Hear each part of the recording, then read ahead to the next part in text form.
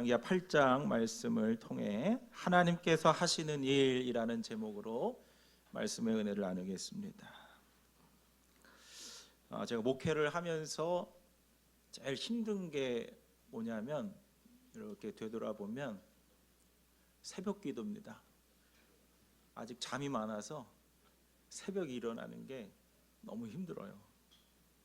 그래서 제가 개척교회 처음 할 때는 빼먹기도 하고 그랬는데 그 이후로는 제가 거의 빼먹은 적이 없어요. 왜 그러냐면 어느 날 우리 그때 막 결혼하고 애 낳고 막 그럴 때에서 몇 번 빼먹었거든요. 그랬더니 그 우리 새벽에 나오시는 분이 몇 분 계셨는데 와서 기다렸다 가셨다고 하더라고요. 제가 그 다음부터는 새벽 기도를 거의 빼먹은 적이 없어요. 제가 장익교회 와서도 새벽 기도를 빼먹은 적이 없어요. 거의가 아니라 뭐 휴가나 제가 뭐 장례가 나거나 그러지 않으면 빼먹은 적이 거의 없어요. 근데 어느 날 그 이제 월요일 날 제가 설교하는 날인데 깼는데 늦었어요. 5분이 늦었어요. 30분이 시작인데 그때 20분에 할 때요. 25분이 돼요. 일어나가지고 진짜 나오면서 옷을 입었어요. 나오면서 옷을 입고 하며 가지고 여기 딱 서가지고 전능하사 천지를 만드신 하나님 아버지를 했는데 꿈이 딱 깼어요. 꿈이었어요. 얼마나 이게 새벽 기도가 힘든지. 새벽에 나와서 기도하는 것도 힘든데 말씀 전하는 얼마나 힘들어요. 여러분 사람도요 일하는 게 힘듭니다. 기도하는 것 힘들어요. 일하는 거. 사람은 힘들고 지칩니다. 그런데 하나님은요 계속 일하시거든요. 근데 하나님은 뭐라고 하시냐면 내가 절대 졸지도 않고 자지도 않는다. 그런 하나님이다 말씀하세요. 하나님은 계속 일하시는데 태초부터 일하시고 어제도 일하셨고 지금도 일하시고 앞으로도 일하시는데 하나님 절대 지치지 않으신다는 거예요. 여러분 하나님께서 지금 여러분들을 위하여 우리를 위하여 일하고 계심을 믿으십니까? 하나님은 일하고 계세요. 태초에 하나님 천지를 창조하셨다 그랬거든요. 창조하시는 일. 그게 신약으로 오면 구원하시는 일이에요. 구원하시는 일을 창조하시는 일을 멈추지 않으신다는 거예요. 오늘 특별히 8장 말씀에 보면 하나님께서 무슨 일을 또 구체적으로 하시는지 우리 알려주시는데 우리 은혜가 되기를 소망합니다. 첫 번째로 하나님은 어떤 일을 하시는가? 잃은 것을 찾아주시는 일을 하세요. 여러분 8장 1절에서 6절 말씀을 보게 되면 여기에 수넴 여인이 다시 등장을 합니다. 엘리사가 이전에 한 여인의 죽은 아들을 살려준 일이 있었다 그랬어요. 이게 수넴 여인이에요. 그런데 1, 2절 말씀을 보게 되면 엘리사가 이 수넴 여인에게 다시 이야기합니다. 이제 7년 동안 이 땅에 기근이 생길 것이니까 이 땅을 잠시 피해 있으라. 그래서 2절 말씀을 보면 7해 동안 블레셋 땅에 가서 못 묻혀 살게 됩니다. 여러분 혹시 여러분 삶 속에 영혼 가운데에 기근이 들고 흉년이 드셨습니까?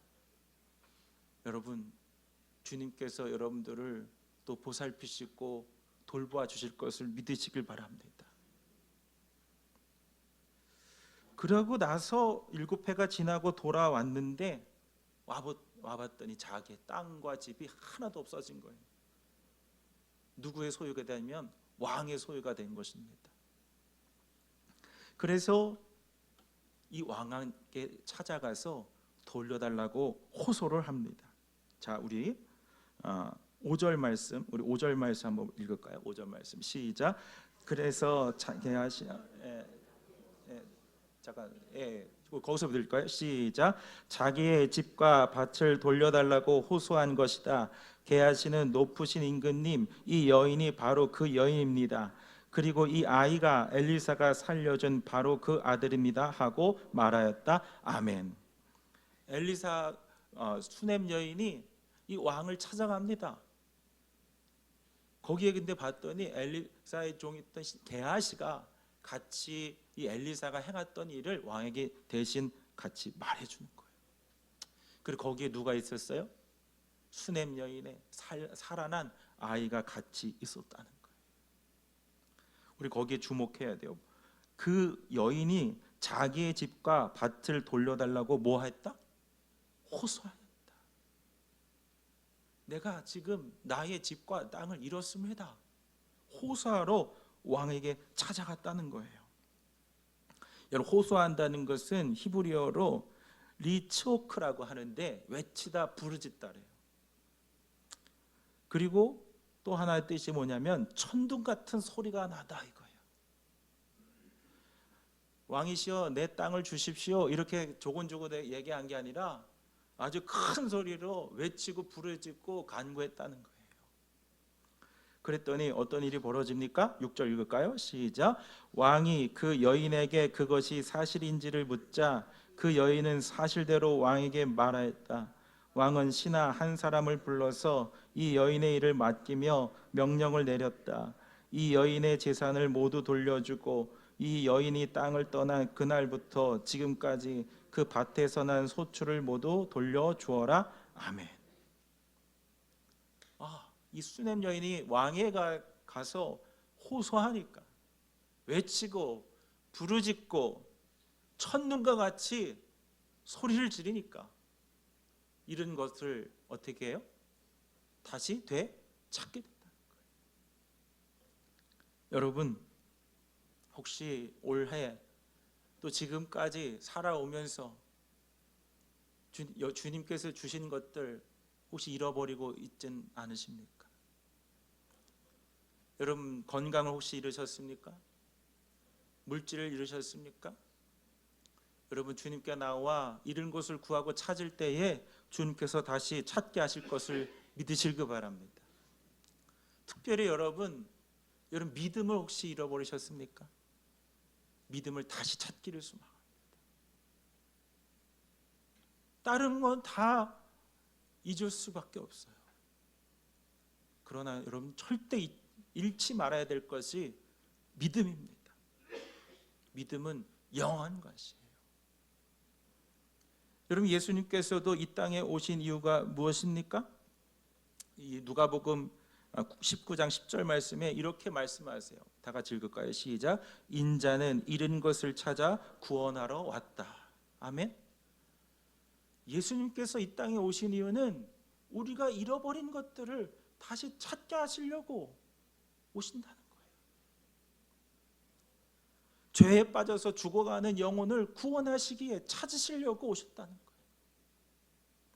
마태복음 1장 21절에도 마리아가 아들을 낳을 것이니 너는 그 이름을 예수라고 하여라.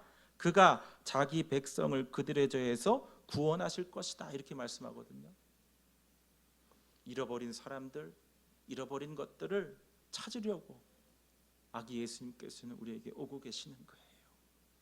여러분, 이 때에 여러분 인생을 살면서 잃은 것이 있다면 주님께 수넴 여인과 같이 다시 호소하셔서 여러분 모든 잃어버린 것들을 다시 찾을 수 있기를 주님의 이름으로 축원합니다. 두 번째로 하나님께서는 어떤 일을 하시는가? 우리의 앞길을 알려주시는 일들을 하십니다. 7절 8절 말씀을 보게 되면 엘리사가 다마스쿠스에 갔을 때인데 시라의 왕 베나닷이 갑자기 병이 들어 죽게 됩니다. 그때에 이 하사엘이라는 종에게 시켜서 엘리사에게 가서 내 병이 날지 어떨지에 대해서 물어보라고 보냅니다. 근데 그럴 때 9절에 보니까 그냥 보내지 않고 낙타 40마리의 예물을 가득 실어서 엘리사를 찾아가게 해요. 베나닷이 어떤 인물이냐면 엘리사에겐 적입니다. 엘리사를 죽이려고 우리 그 열왕기하 6장에 보면은 엘리사를 잡아 죽이려 군대까지 동원했던 사람이요. 그런데 자기가 이제 병에 걸려 죽게 되었으니 누구를 찾아가는 거예요? 엘리사를 찾아가는 거예요. 가서 물어보라는 거예요. 그가 하나님의 사람인 줄을 아는 거예요.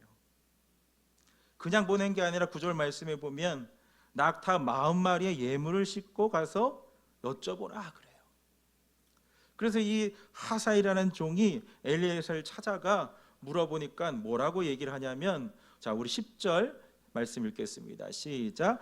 엘리사가 그에게 말하였다. 가서 왕에게는 회복될 것이라고 말하시오. 그러나 주님께서는 그가 반드시 죽을 것이라고 내게 계시해 주셨소. 아멘. 여러분, 하사엘이요, 엘리사를 찾아갔다는 것은 하나님을 찾아갔 거예요. 그리고 엘리사가 그에게 이제 살 것이지만 죽을 것이다 라고 얘기한 것도 엘리사가 얘기한 것이지만 누가 알려주시는 거예요? 하나님이 알려주시는 거예요. 여러분, 하나님은요, 우리의 모든 갈 길과 모든 일들을 여러분 알고 계시는 분이세요. 그래서 우리가 하나님을 찾으면, 하나님께 나아가 구하면 하나님은 우리의 인생의 앞길을 어디로 가야 될지를 알려주시는 거예요. 그래서 10절 말씀에 보면 그 왕이 회복될 것이다, 살 것이다. 그러나 반드시 어떻게 될 것이다? 죽을 것이다. 이제 그 이후의 이야기를 들어보면 이게 무슨 뜻인지 아실 거예요. 그런 다음에 11절 말씀에 갑자기 엘리사가 울음을 터뜨립니다. 자, 우리 11절 말씀 읽을게요. 시작. 그런 다음에 하나님의 사람은 하사엘이 부끄러워 민망할 정도로 얼굴을 쳐다보다가 마침내 울음을 터뜨렸다. 예. 그러자 12절 말씀 읽을까요? 시작. 그러자 하사엘이 여자님 왜 우십니까? 하고 물었다. 엘리사는 다음과 같이 하고 말했다. 나는 그대가 이스라엘 자손에게 어떤 악한 일을 할지를 알기 때문이요. 그대는 이스라엘 자손의 요새에 불을 지를 것이고 젊은이들을 칼로 살해하며 어린아이들을 메어쳐 죽일 것이고 임신한 여인의 배를 가를 것이요. 아멘. 그 다음에 또 하나님이 알려주세요. 이 하사엘을 보고 엘리사가 막 울어요. 왜 우냐? 앞으로 이 하사엘이 어떤 일을 할 사람인지를 하나님이 엘리사에게 알려주셨기 때문이에요. 이 하사엘이 나중에 이제 이 시리아의 왕이 돼서 이스라엘을 쳐들어와서 사람들을 죽이고 침략하는 일을 벌일 것이라는 것을 하나님이 알려주시는 거예요. 자, 우리 13절 말씀 또 읽을까요? 13절 시작. 하사엘이 물었다. 그러나 걔보다 나을 것이 없는 나 같은 사람이 어떻게 그런 엄청난 일을 저지를 수 있겠습니까? 그러자 엘리사가 말하였다. 주님께서 그대가 시리아 왕이 될 것을 나에게 계시하여 주셨소. 아멘. 자, 지금 하나님은요, 엘리사에게 엄청난 것들을 알려주고 계세요. 시리아 왕이 회복되지만 어떻게 될 것이다? 죽을 것이다. 그리고 하사엘이 이스라엘을 침략하는 왕이 될 것이다. 여러 가지 일들을 엘리사에게 말씀해 주시고 알려주셨다는 거예요. 여러분, 하나님은요, 그러한 무한한 능력이 있는 것을 여러분 믿으시길 바랍니다. 그래서 이 마지막 이때에 또 새해가 다가올 때에 하나님께 간절히 기도하셔야 돼요. 우리가 가야 할 길이 어디입니까?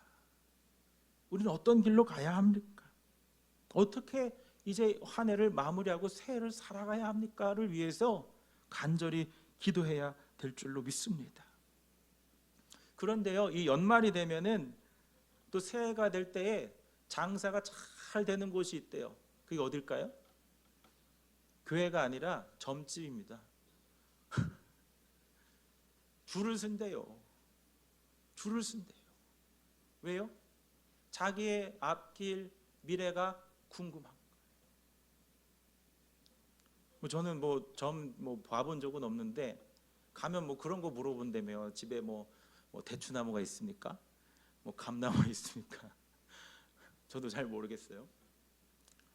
그런데 요즘에 이제 신기한 게 뭐냐면 그 전받은 어플이 있대요. 그래서 젊은 사람들 웬만하면 다 그거 보고 와요. 아마 혹시 우리 믿는 분들 중에도 장난으로라도 한번 해보신 분이 있다면 회개하시길 바랍니다. 그러니까 이때에 우리가 그런 분들을 찾아가려고 하는 게 아니라 하나님 앞에 와서 무릎 꿇고 구해야 돼요. 그 우리도 이게 궁금한 게 뭐냐면, 우리가 다 엘리사 같이 그렇게 하나님께서 정확하게 이렇게 똑똑히 음성을 듣고 하면 얼마나 좋아요. 저만 그렇게 원하나요? 여러분, 그런 능력이 여러분과 다 있기를 소망합니다. 그런데 그게 다 그렇진 않아요. 여러분, 이단 가운데서도요, 내가 하나님의 음성을 들었다, 내가 예수다, 내가 엘리사다, 엘리야다, 이런 분들이 제일 위험한 거예요. 여러분, 점을 보거나 그런 것들을 하게 되면요, 정확히 알려줘요. 당신이 어떻게 될 것이다. 그러니까 사람들이 거기에 홀랑 넘어가는 거예요.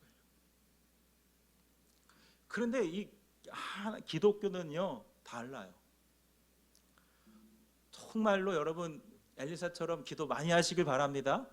그럼 하나님은요, 엘리사 알려주실 때도 있어요. 너 여기 가지 마, 이렇게 하지 마.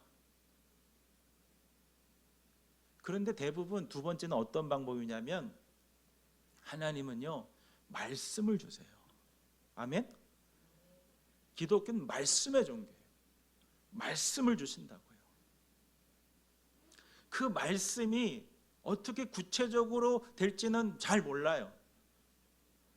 근데 그 말씀을 받으면 이삭의 마음에 위로가 되는 거예요. 이 말씀을 받으면 이삭의 마음이 힘을 얻는 거예요. 이삭의 말씀을 받으면 눈가에서 눈물이 줄줄줄줄 흐르는 거예요. 그러면 그 힘을 가지고, 은혜를 가지고 내 주어진 삶을 열심히 살아가다 보면 그 길이 정말 하나님이 원하시고 하나님이 여시는 길이라는 것을 알게 되는 거예요. 여러분, 이 마지막 이때에 세상의 많은 것들에 미혹되지 마시길 바랍니다. 오직 주님 말씀 붙드시길 바랍니다. 그럼 주님은 엘리사에게 알려주셨던 것처럼 우리의 앞길을 알려주시고 열어주시고 인도하실 것입니다. 여러분, 감리교 신학의 이 원리 중에 구성하는 사중 기준이 있습니다. 그걸 사중 표준이라고 하는데, 첫 번째가 성서고 전통이고 이성이고 경험이에요. 그걸 통해서 이게 정말 하나님의 뜻에 맞는지 안 맞는지를 분별해내는 거예요. 다른 이제 교파나 이런 것들 다른 방법 있잖아요. 저희는 이제 감리교니까, 저도 이제 감리교 목사이기 때문에 어떤 일이 있을 때 이게 정말 하나님의 뜻이 뭘까라고 했을 때 이걸 지표를 삼아서 제가 점검을 해보거든요. 성서, 하나님 정말 주시는 말씀이 있는가. 두 번째는 전통, 이게 정말 우리 교회 전통적으로 너무 크게 벗어나거나 그런 건 아닌가, 반하는 건 아닌가. 이성적으로 이게 사람들이 생각할 때 너무 이성에서 벗어나는 게 아닌가.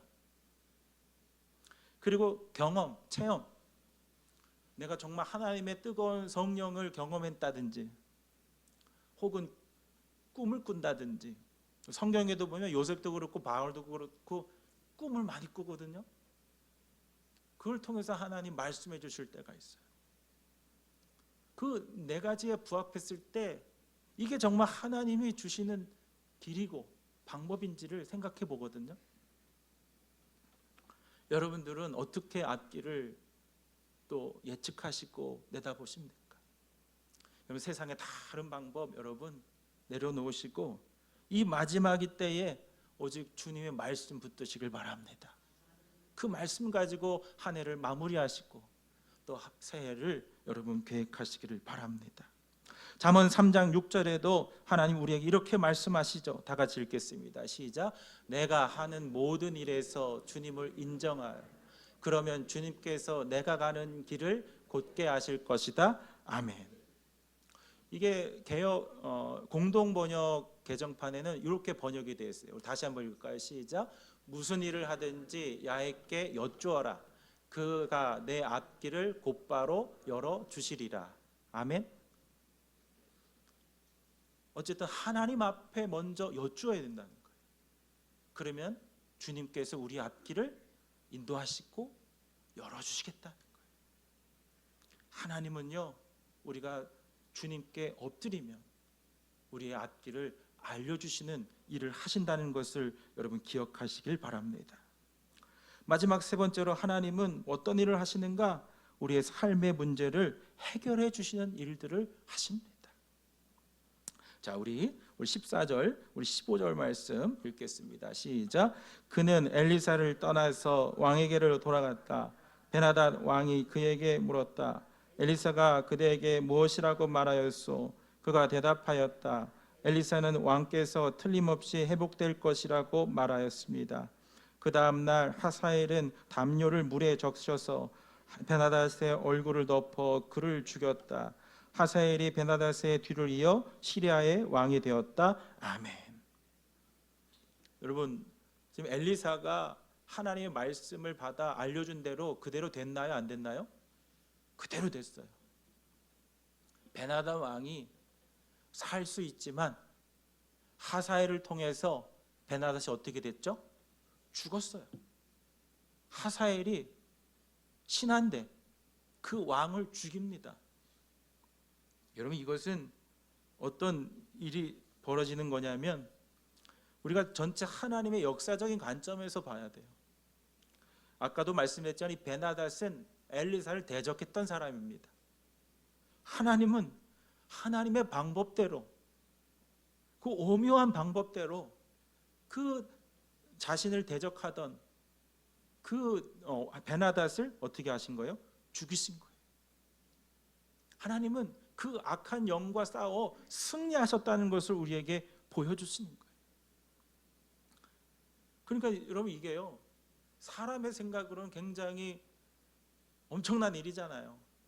어떻게 신하가 왕의 얼굴에 물에 적신 수건을 묻혀서 그렇게 죽여요? 여러분, 물에 적셔서 그 입을 가렸다는 것은요, 자연사로 위장하기 위한 거예요. 내가 죽였다는 것을 드러내지 않고 자연사로 위장하기 위해서 그렇게 한 거예요. 그럼 얼마나 이 하사엘이 나쁩니까? 그런데 하나님의 역사적 관점에서 볼 때는 하나님은 악한 영들을, 악한 사람들을 그렇게 심판하시는 거예요. 두 번째는 뭐냐면, 그렇다면 하나님은 이 하사엘과 같은 이렇게 나쁜 사람을 살려두시는 걸까요? 겉으로는 엘리사에 가서 그 심부름을 잘 하는 것처럼 보이는 겸손함을 보이지만 그 속에는 왕도 죽일 수 있는 엄청난 악을 품은 사람이에요. 근데 이 사람을 왜 살려두실까요? 여러분, 이걸 이해하려면 이 북이스라엘 전체의 역사를 보셔야 돼요.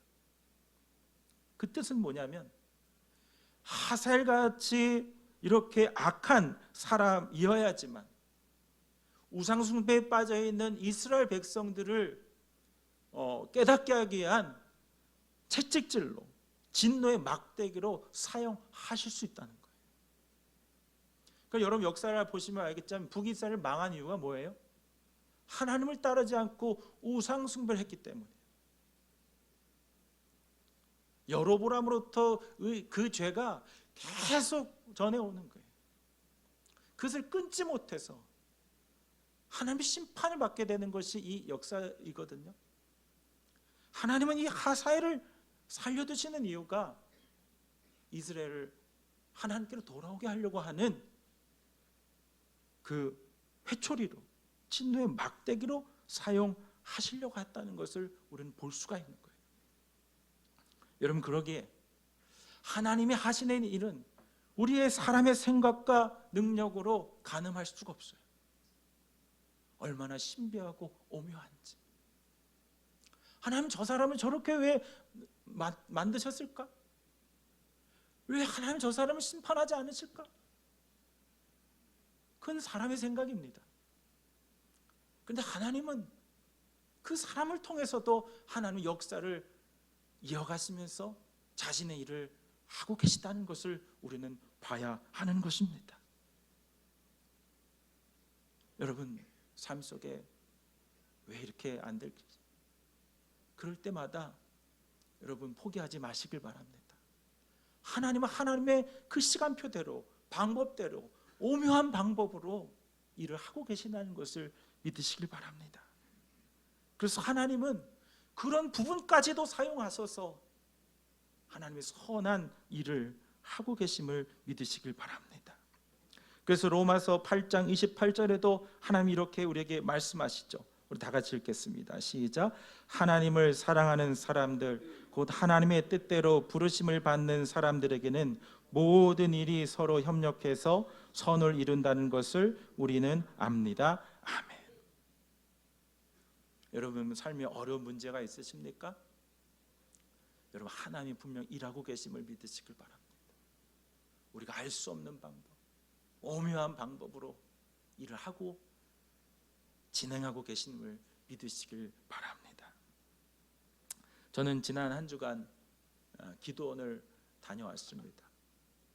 그 속에서 또 하나님 주신 이제 말씀도 있고, 또 주신 말씀도 있고, 또 안 해보던 금식도 했어요. 금식을 하니까 첫날 얼마나 힘든지, 이렇게 배가 고픈지. 그런데 이제 첫날 지나니까 괜찮더라고요. 근데 그날 가서 이렇게 기도원 가서 기도하고 또 목회 계획도 세우고 그러고 있는데 하나님 분명한 어떤 말씀도 분명히 주셨어요. 근데 잠을 자는데 배고프니까 잠도 잘 안 오더라고요. 그래서 기도하면서 자는데 그날 갑자기 꿈을 주셨어요. 하나님이. 주일이 돼가지고 이제 꿈속에서 집에서 이제 인데 주일이 돼가지고 예배를 가려고 옷을 입고 나가는데 저희 집에 현관문 그 번호키 문 박스가 다 부서져 있는 거예요. 뜯겨 있는 거예요. 아니 이게 왜 남의 집 귀한 문을 누가 부셔놨나? 문을 활짝 열었는데 계단을 누가 아주 예쁘게 리모델링을 해놨어요. 보석이 깔려 있고 막 뭐 이렇게 그러면서 저희가 4층이거든요. 5층 옥상으로 올라가는 계단도 막 이렇게 뭐 보석으로 막 이렇게 돼 있는 거예요. 그래서 야 누가 이게 쓸데없이 계단에다 리모델을 해놨나? 이렇게 아름다운 길을 만들어놨나? 그리고 잠에서 확 깼어요. 자, 이게 무슨 꿈일까? 하나님 주신 분명히 말씀도 있고 이게 이제 어디 가야 될 때가 됐나 보다. 그런 마음에 확신이 왔습니다. 하나님은요 분명히 말씀하시고 일하세요. 말씀하시고 그리고 또 꿈을 통해서도 보여주시고 또 그러면서 우리의 앞길을 어떻게 여실지를 알려주신다는 거예요. 그것이 말씀이 될 수도 있고 꿈이 될 수도 있고 여러 가지 사람들을 통해서도 그럴 수도 있고 여러 가지 일을 통해서 하나님은 여전히 말씀하시고 여전히 쉬지 않고 일하고 계심을 여러분 믿으시길 바랍니다. 여러분 이 한 해를 마무리하는 이때 또 새해를 계획하는 이때에 일하시는 그 하나님을 의지하셔서 이런 것을 찾으시고 앞길을 여러분 밝히 아시고 모든 삶의 문제도 해결받는 저와 여러분 될 수 있기를 주의 이름으로 간절히 축원합니다. 기도하겠습니다.